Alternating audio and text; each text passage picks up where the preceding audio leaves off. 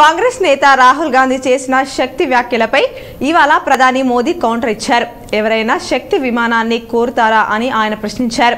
జగిత్యాలలో జరిగిన బహిరంగ సభలో ప్రధాని మోదీ మాట్లాడుతూ భారత నేలపై ఎవరైనా శక్తి వినాశనం గురించి మాట్లాడతారా, మనం అందరి శక్తిని ఆరాధిస్తామా లేదా అని ఆయన అడిగారు.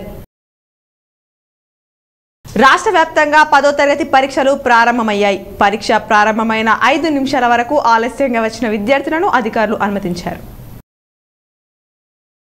సిరికొండ మండల కేంద్రంలోని మండల ప్రజా పరిషత్ కార్యాలయంలో ఐసీడీఎస్ భీమ్గల్ ప్రాజెక్ట్ ఆధ్వర్యంలో పోషణ పక్వాడా కార్యక్రమం నిర్వహించడం జరిగింది. కార్యక్రమానికి ముఖ్య అతిథిగా సిడిపిఓ అధికారిని జ్ఞానేశ్వరి హాజరయ్యారు. ముప్కల్ మాజీ సర్పంచ్ కొమ్ముల శ్రీనివాస్ రెడ్డి నేడు బాల్కొండ కాంగ్రెస్ పార్టీ నియోజకవర్గ ఇన్ఛార్జ్ ముత్యాల సునీల్ కుమార్ ఆధ్వర్యంలో సుమారు 500 మందితో కాంగ్రెస్ పార్టీలో చేరారు.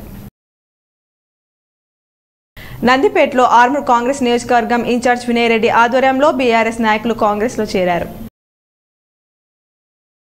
సాలూరు మండలంలో ఎంఆర్ఓ ఆఫీసులో కొత్తగా వచ్చిన తహసీల్దార్ రమేష్ బాధ్యతలు స్వీకరించారు. ఎల్లవేళలా అందుబాటులో ఉంటానని చెప్పారు. ఇందల్వాయి మండలం తిరుమన్పల్లిలో శ్రీ లక్ష్మీ వెంకటేశ్వర స్వామి ధ్వజస్తంభ పునః ప్రతిష్టాపన మహోత్సవం వైభవంగా జరిగింది.